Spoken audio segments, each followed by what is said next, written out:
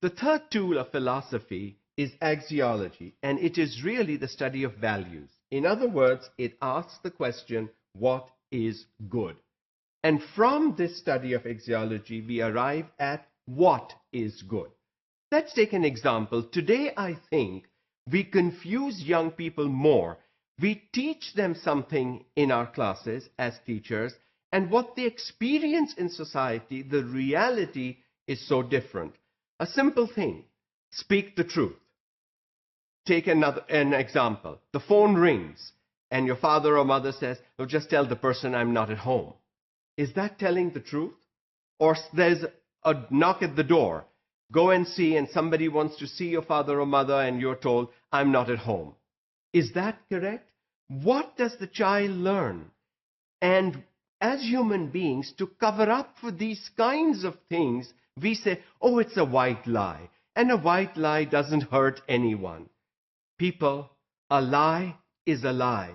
We've colored lies. What is a white lie and a pink lie and a blue lie? A lie is a lie. If we want young people to learn to be honest and to speak the truth, we will have to stop this nonsense of white lies and coloring lies to suit our purposes. This we only do to cover up. A lie is a lie. Whether it hurts someone or it doesn't hurt someone is not the point under discussion. The point is, did you speak the truth? And the answer is no. If the answer is no, then what is good? How do we teach young people? How do we show balance and similarity between what we teach and what they experience in the real world? It depends a lot on us, how we provide our young people those experiences that will go parallel with what we are trying to teach in the classroom. So we get ethics from the study of axiology, and ethics really is a set of rules, moral behaviors, actions that we perform in society to live a normal, decent life and stay out of trouble. It's when we go against ethics is when we get in trouble. We don't get in trouble when we do what society wants us to do. We don't get in trouble when we behave in the classroom. We get in trouble when we don't behave in the classroom.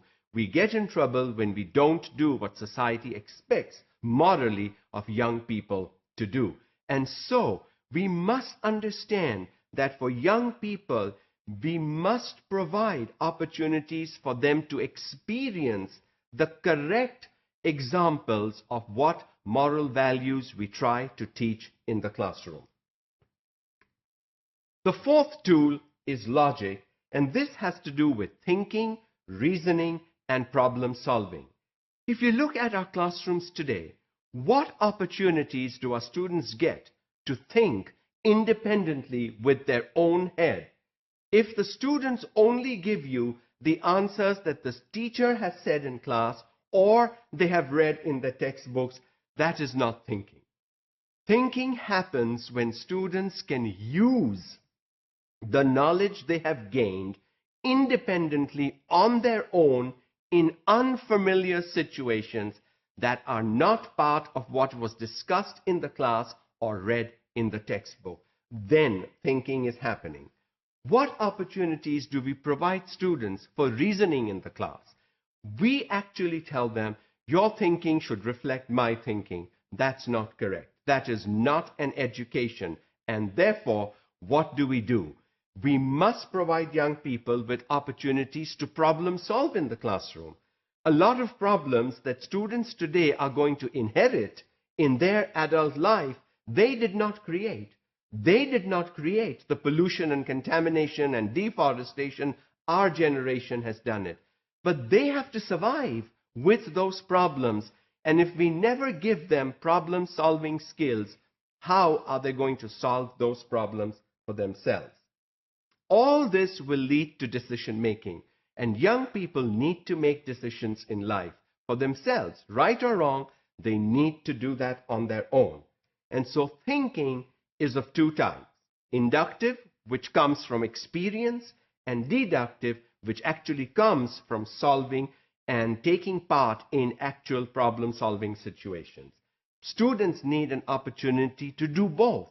They have learned from experience, they have learned from activities and exercises, and they should be provided both on an ongoing basis in all our classrooms.